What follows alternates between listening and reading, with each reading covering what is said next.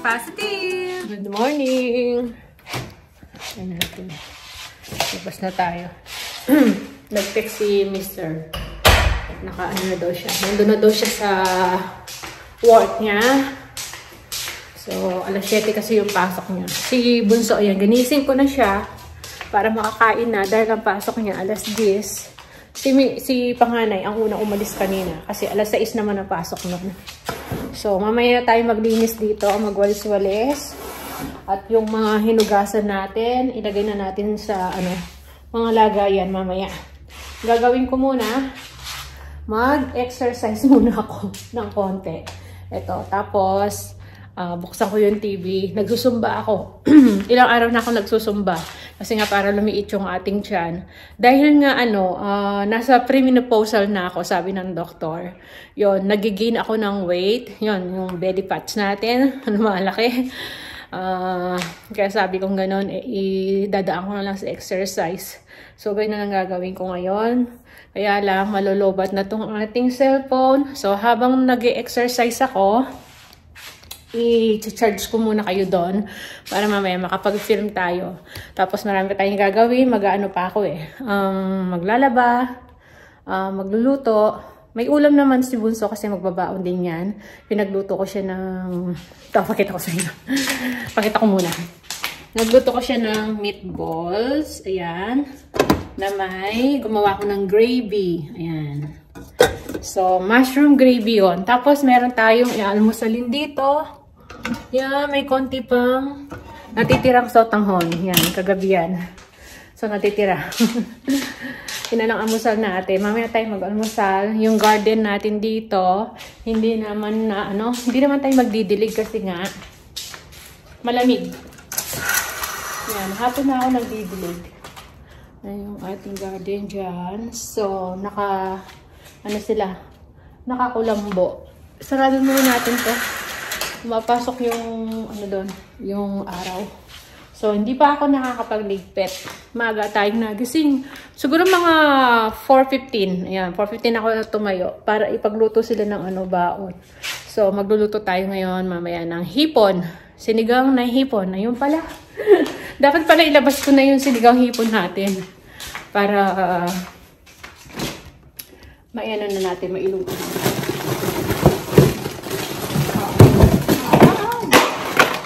Bumaksak na yung isa. Ito. Frozen pa siya. So, lagay muna natin dito.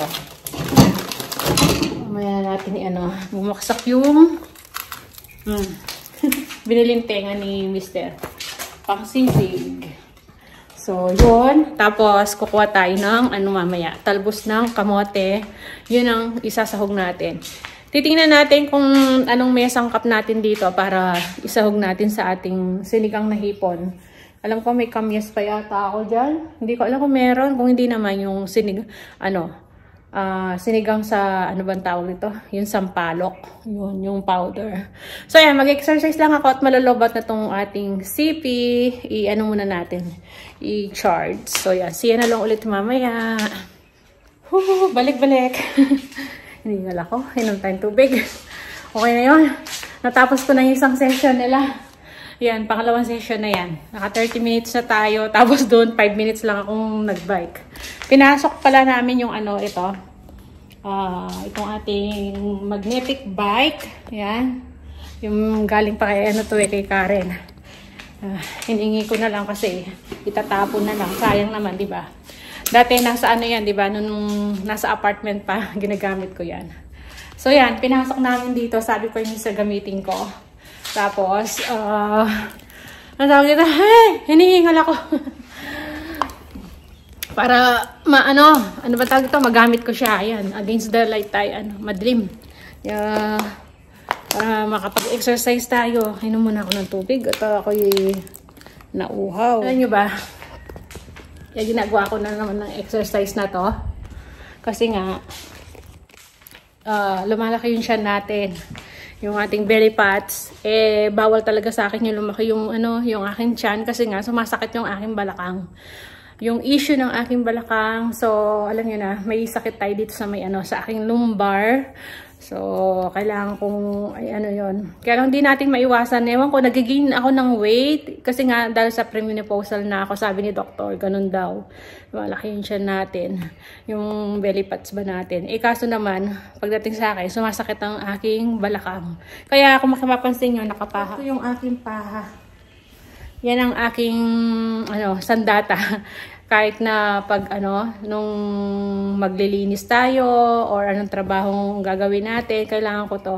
Sinusuot ko siya kasi kailangan kong i-avoid na magbuhat ng mabibigat. Yun ang sabi sa akin ng doktor ko sa Pinas, na huwag akong magbubuhat ng mabibigat na kasi nga baka itong aking likod lalong bibigay. Yan, may issue yung ating balakang. Matagal na to.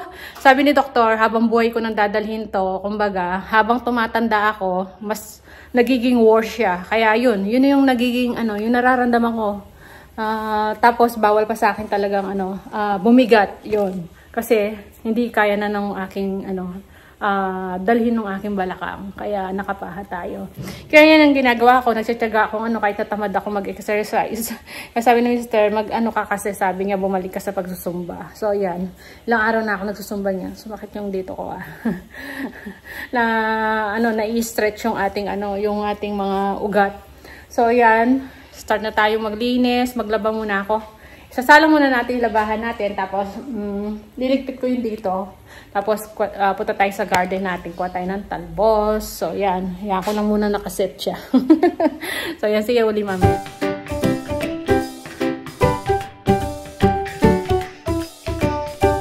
Alis ka na? Sige, bye-bye. Love you. Ingat ka, ha? Okay. Alis na raw si Bunso. So, tingnan yung labahan ko katambak. Tambak ang damit. Ayan. Tingnan nyo.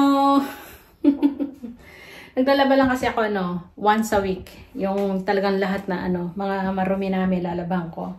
Kasi ang nilalabang ko lang naman, kinakamay ko yung mga uniform na sinusuot ni Bunso tsaka ni Panganay. Tulad nito, may nakababad na isang uniform ni Panganay dito. Kinukusot ko lang yan. Yun, kasi tagi-isa si Bunso, isa lang yung uniform niya, kailangan labhan ka agad. Tapos si Panganay naman, dalawa naman. Kaya palitan, diba? So, natatambak itong mga damit na ito. Yan, ito. Once a week lang talaga ako naglalaba. So, yan. Sasalang ko na. Anlawin ko muna. Tapos salang natin dun sa washing natin bago tayo pumunta doon. Yun, tumunog. Lumabas kasi si Bunso, aalis na daw siya. Padating na daw yung kanyang bus. Ayan. So, ayan na lang natin dito. Ang dami, Inaalawan ko muna kasi bago natin isalang. So, ayan. Kaya inaalaw ko muna to bago natin isalang para mabawasan na yung niya, diba? Yung amoy. Tapos lagyan na natin sabon doon bago natin iset. Tsaka, kung magtataka kayo, Thursday nga pala ngayon. Dati Friday yung aking washing, anong tawag ko doon? Washington. Yan, Washington Day. Ang tawag ko kapag Friday ako naglalaba. Ngayon, ginagawa ko, Thursday na ako naglalaba. Bakit kanyo? Hindi pwedeng weekend, hindi pwedeng Friday, Saturday, Sunday. Kasi iniiwasan ko tong kapitbahay ko dito. Alam ko na yung style niya. Kapag Friday kasi, kinabukasan nun, Saturday, diba? Walang pasok. Friday pa lang, nagsisiga na yan. Nagba-barbecue sila dyan, nag-iihaw, yan. Talagang gumagamit siya ng kahoy, tsaka, hindi ko alam kung uling. Talagang umuusok dyan. Yung amoy, yung amoy ng usok, talagang pupunta dito sa syempre magkakapit-bahay lang kami dito, diba? Syempre, nung time na naglaba ako Friday, diba naglaba ako ng Friday, tapos dumating ng hapon yan, nag-barbecue sila, nagsiga siya. So, every Friday yan, tsaka minsan Saturday, Sunday, basta weekend, gano'n. Kaya alam ko na ngayon, iwasan ko na. Kasi nangangamoy ng usok tong yung mga damit natin. Syempre naman, hindi naman natin pwedeng bawalan na, uy, may damit ako rito, sasabihin mo. Syempre, nila yun. Kumbaga, yun yung time nilang makakapagluto ng yung barbecue, gano'n. pag Friday. Tsaka Saturday, Sunday. Basta start ng Friday yan ng hapon. Tapos, minsan, weekend, gano'n. So, hindi ako naglalaban ng ganyan ngayon. Thursday na lang. Para bukas, tuyo na to, kukunin ko na. Kukunin ko na siya ng mga bandang, lunch. Bago pa mag alas 5, kasi minsan nag-start yan 4:30 or 5. So, yun. Ganun yun. Alam ko na yung style ng kapitbahay ko. Kaya iniiwasan ko na yung, maglaban ng Friday tsaka weekend. Kasi nga, puro usok dito. Tapos, ang ginagawa namin, minsan nakasarado na lang yung mga bintana tsaka sliding door. Tapos, naka-aircon na lang kami. Ganun ang ginagawa na pag mainit. Hindi na papasok yung usok pag nakasara na lahat. Kaya lang, siyempre, kung may labahan ka, yun nga, mga ngamot, kailangan mo ipasok. Kaya, nung isang araw, nagmadali kami ni Mr. Pinasok namin lahat. Kasi nga, ang usok. So, yun. Kaya nag-iba yung ating routine sa paglalaba. Naging Thursday. So, tapusin ko lang to. Dami ko na naman dalda. Balikan ko na lang kayo di mamaya.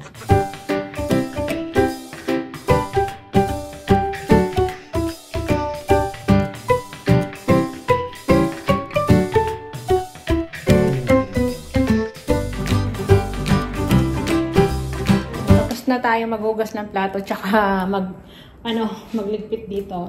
Yan. Bali, ito pala yung hipon natin. Ayan o.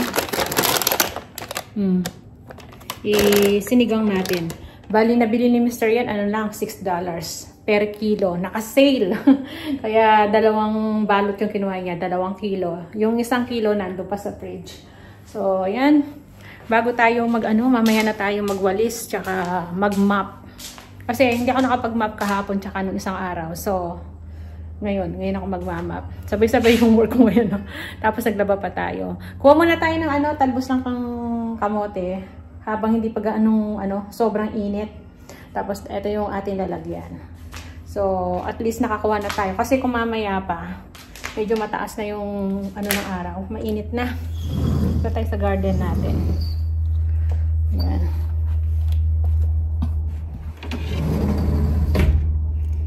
Labas ko yung ibang halaman dyan. Hindi ko pala na itaas to. Ayan, ko tayong talbos. Pwede rin dito kumuha. Pero dito na lang. Kasi hindi ko pa nakuhanan to. Ayan o. Lalaki na ng mga natin. Okra.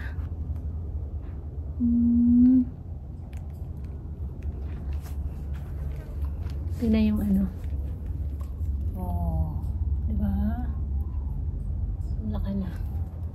Nasaan yung isa? Yung isa, ito.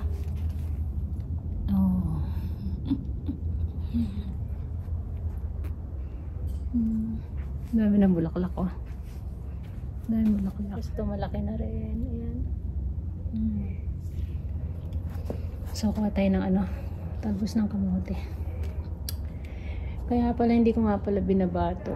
Kasi may kumakain sa ating pechay na mabait. Ayan, butas-butas na to.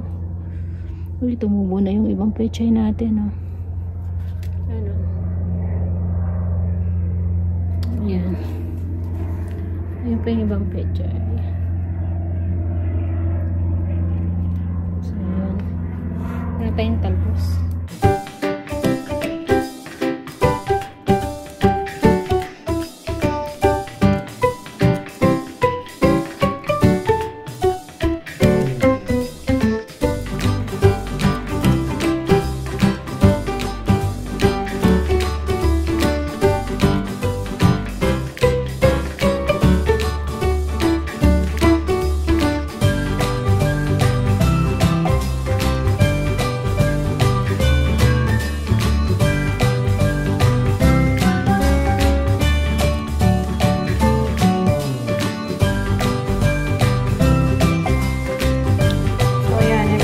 Natin talbos. Yan o. Pwede na to. Yan o. Marami-rami na siya, diba? Himayin ko na lang. Kasi yung dito niya, medyo matitigas pa yung yung stem niya. Yung iba. So, linisin natin. Tapos, ito, lilinisin ko rin yung ating hipon. Ayan. Linisan lang natin. Para, ano tawag dito? Mailuto na natin. Diba? Narinig ko yung mga kapitbahay ko nandyan sa labas. Kasama yung baby niya. Bali, may side by side. Ito, Pilipino yung dito. Dito, ibang lahi. Puti. May mga ano sila pa. May mga baby pa sila. Kaya pag sabay silang umiyak, dinig na dinig ko. Dito, medyo malalaki-laki na siya, kambal. Dito naman, baby pa. Kaya kapag umiyak yan, lakas! So, yan. Yan mga kapitbahay ko. Tapos, yun nga, nasabi ko sa inyo, alam ko na yung style nila. Dito, liwasan ko na lang yung, ano, kung kailan sila barbecue, nagpapausok. So, dito okay naman, tahimik. Tahimik lang dito. Alam niyo naman, hindi naman uso yung marites dito. Walang lumalabas. Magkikita-kita lang kami kapag nagdidilig dun sa harapan. Halos nasa loob ng bahay yung mga tao. Kaya akala mo walang tao sa bahay. Kasi tahimik.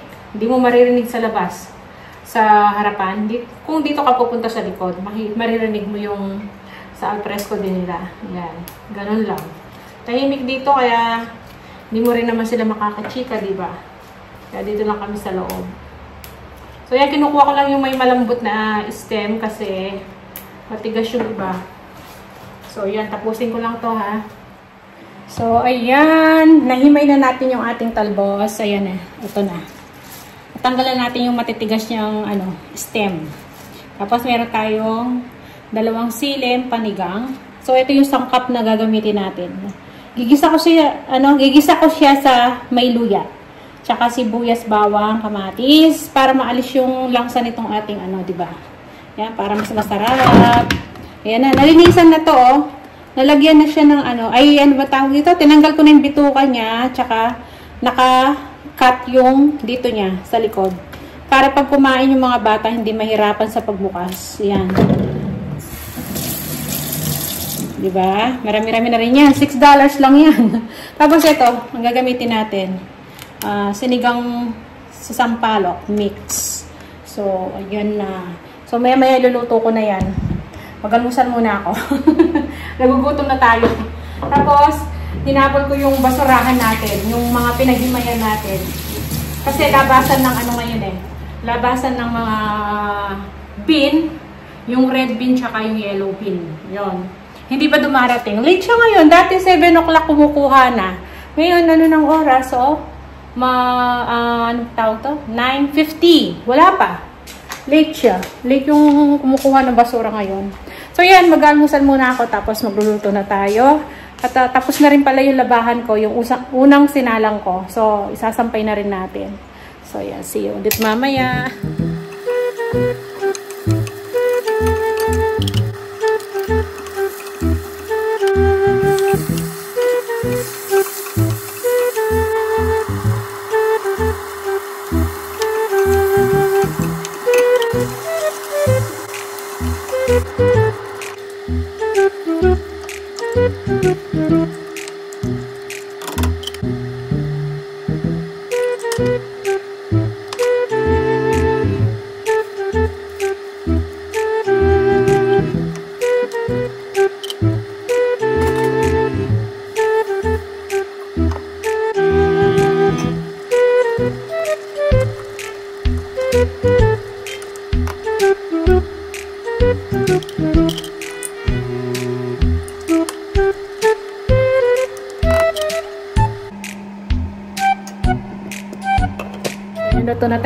Luto na tayo. So, ayan. Tapos na tayo magluto. O, diba? Ayan, ang sarap. Sakto-sakto yung asim. Yan ang gusto ni Mr. tsaka ni panganay. Yung medyo maasim-asim. So, nakapagsampay na tayo. 2 sala. Ngayon, ayan, mataas ang tirik ng araw ngayon. Medyo mainit. Kaya yung isang halaman, nilipat ko parang tumamlay. Ayan. So, ang nakasalang na lang doon mga pants, tsaka short niyan. Ayan, madilim tayo dito. Buksan natin yung ilaw. So, ang gagawin ko dito, tapos na tayong magluto. Pwede na akong magwalis. Magwalis, tsaka mag-mop. Yun. Tapos, pahinga na tayo. So, siguro tapusin na natin yung video natin. Medyo mahaba-haba na siya.